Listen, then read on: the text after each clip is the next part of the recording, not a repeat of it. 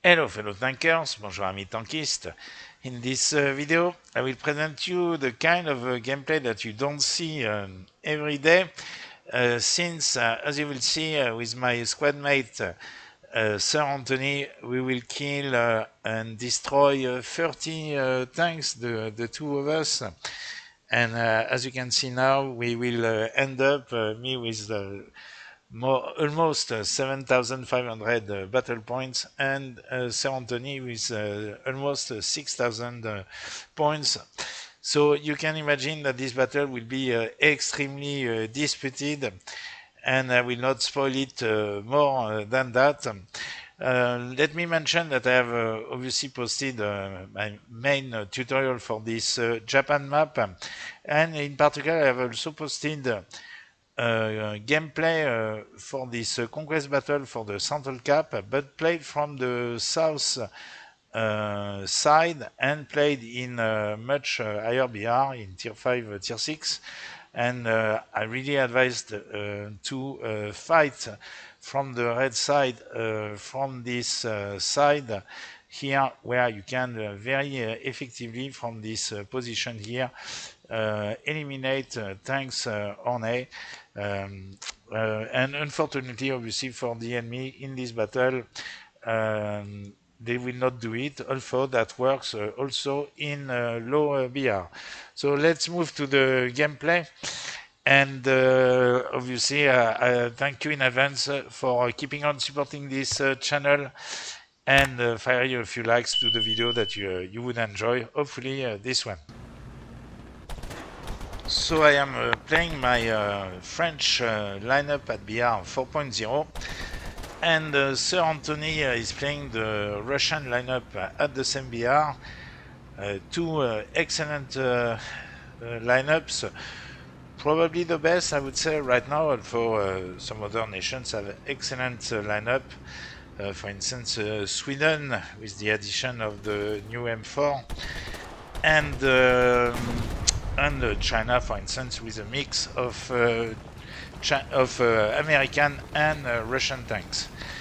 I have to mention that lately I'm really enjoying playing lower BR, and that's a good thing. So because I know that some of my subscribers asked for me to play lower BR, lower tiers.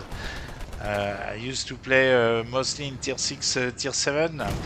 But right now this BR range is really fucked up, sorry for my French, by the quitters, the people coming with only one tank, or bailing out as soon as the battle becomes a bit difficult. So here you notice this M24, which was in a very good position, which can be mostly exploited by the red side. The red side has really an advantage here. And on this map, especially in the conquest map, I consider that the red side has a big advantage because of this very powerful position, but also this camping spot, where you see the red tank here, which is mostly effective in IBR. But which can actually be effective, let's say, starting at rank 3 or 4. So here obviously you see the enemy team, which is way too concentrated behind the cap. Let me mention that the reason I am on the cap is that for the blue side, for the north side, this cap is a very good shooting position also in the domination version of the game, as I have illustrated in several gameplays, including with my Leclerc. It's a very good position, whereas for the red side, despite the fact that they have the advantage of the two positions I mentioned, the one on the side of B and of the central cap and the camping spot, the position on the cap is really not a very good position, as you will see to find a shooting angle, you have to expose yourself, and you are vulnerable from quite a few positions. So when I'm playing from the blue side, either I'm going, for instance, in the domination version, either I'm going to in this area to prevent the red side from exploiting this area, or I'm coming to the central cap, but obviously being aware of these people, and being aware also of people camping in this area. And I think that in a moment I will kill one of them, because I'm very aware of this position, which is extremely effective in higher BR, not that much at this BR, but here you see this Panzer F1, which I bounce on it, but here I remember I said don't move to Saint Anthony, and I killed this little low BR camper. So far so good, 5 kills, but you can imagine that if at the end of the day Sir Anthony and myself will kill 35 tanks and not 30, as I mentioned in the introduction, you need obviously the enemy team to be very bad, but what you need the most is your team to be even worse. All the games where I had really a lot of kills, let's say above 20, above 25, were in teams where my allies were very bad, and obviously the enemy also very bad, but you want your team to be bad so that they don't steal your kill, if I can say that, and I guess you understand what I mean. Obviously I prefer when my team is playing decently, but you have to cope also with very bad teams. So let me accelerate. You will notice that I will use a lot of planes, not always with great success, but I will explain how I did that in this battle. So here I've been shot just after coming back from the plane, but fortunately this little Panzer III is a bit clumsy, let's say. But I'm shot again by this T-34, which makes the error to shoot me a bit too low. Don't shoot the MX-13 in the hull. You will mostly break its engine. Still, I mean, very bad position. I'm essentially completely fucked up. Pardon my French again, but I will recover my gun traverse just before this Kimi-1 attacks me, and I will have the opportunity to finish it. So the reason why I got so many planes is, of course, the fact that I got quite a few kills with my tank. And remember that every time you get a kill, you get a bomber point here, the points that you see appearing near the plane in arcades. But let me also mention that scouting is very important. Obviously, in a realistic battle where you will locate the enemy on the map, but that can be actually quite helpful in arcade, where you can scout and locate on the map of all your allies some enemies that they may not have seen. And also the fact that in arcade, when you kill, when someone kills an enemy that you have scouted and they could not have seen on the map without you, you get a bomber point. So you see me pointing my gun at many many enemies, and in fact I am scouting them. Unfortunately in the gameplay you cannot see all the markers that I'm spotting. So fierce